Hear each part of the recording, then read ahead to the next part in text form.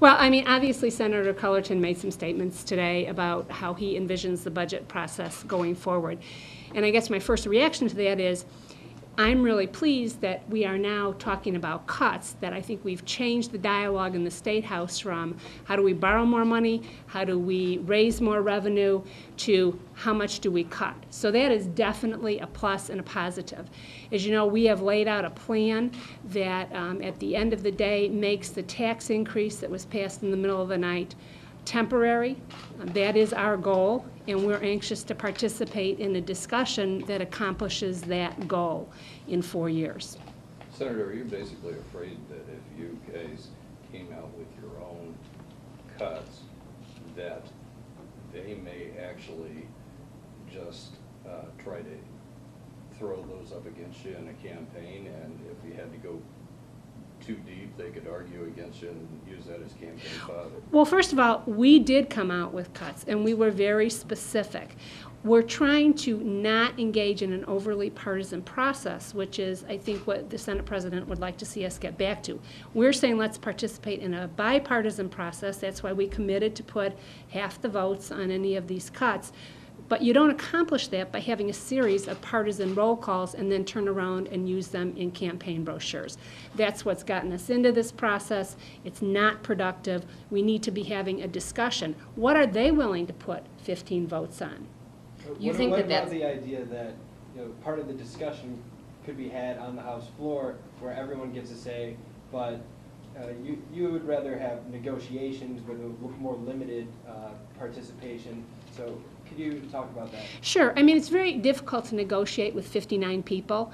I think, you know, a committee structure is a good place to have a discussion. I think there's a productive process going on over in the House, and quite frankly, the goal that's been expressed over there is probably closer to where we would like to see things end up. They seem to be more looking at more cuts than the Senate Democrats are interested in looking at. So you'd rather have them run things like in the Senate, like Mike Madigan runs them in the House? Is that what you're saying? No, that's not what I said at all. Well, both on the floor and in his office, the president said, instead of having a news conference, why don't the Republicans write up some bills and we'll talk about them. Now, what about that Ironic statement is that he missing the said mark? that. What's missing the mark here? Well, it's ironic that he said that in a news conference, isn't it? You know, it's saying that we shouldn't do it that way. We've laid out cuts. The budgeteers, our budget people on both parties have been meeting, the four of them. There have been discussions. But one of the first things we need to identify is what is the goal here? Clearly, our overarching goal is this tax increase goes away as scheduled. My question to Senate President Cullerton, is that his goal? It's not good enough to say, well, we'll worry about that in 4 years. That's precisely what's gotten us into the problem that we're in. But seriously, how would it be a partisan roll call or a partisan process if you guys voted to,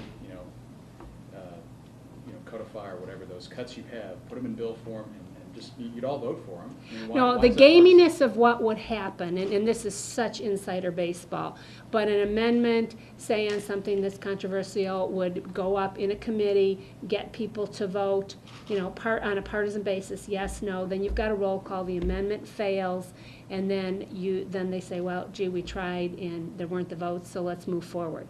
So we're not going to participate in that. And your fear then is that they would hold up that vote in a campaign brochure and say those 30 Republicans have tried to cut too deeply?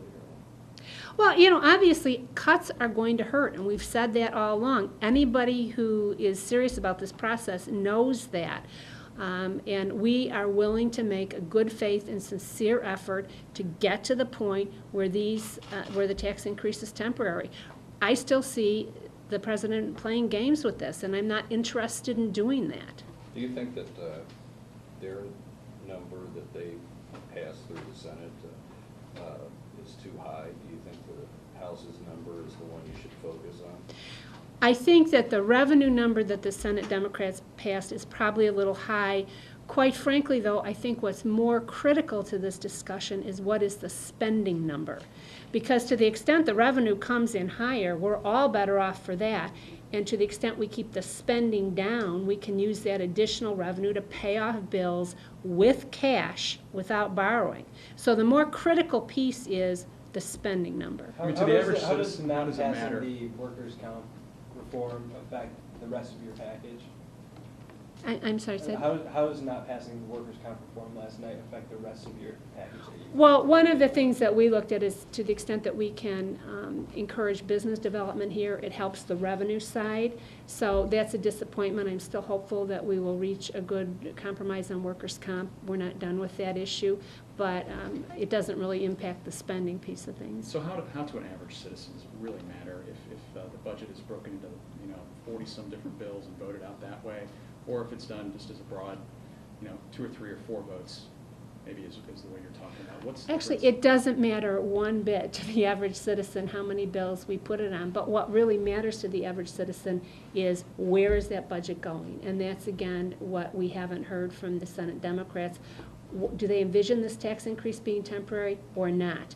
And the decisions we make today on spending are what will determine whether or not it is temporary or not, or whether there even needs to be another tax increase in a few years. The president says he's going to put out his own appropriations bills. Senate Democrats are going to come forward with that, and those will be voted on. So what do you see? Obviously, you haven't seen any of them. Right. He says May 3rd, you'll get those cuts. But is that something that Republicans are going to look at, or when you say you're not going to? Absolutely, we're going to look at it. We are anxious to participate in a good process, and we will look at them, we will debate them, we will talk about them, and we'll determine how to vote on them at that point. Is there any scenario in which you would put forth the package that we all sat in the blue room and Difficult heard to say about? till we see the bills.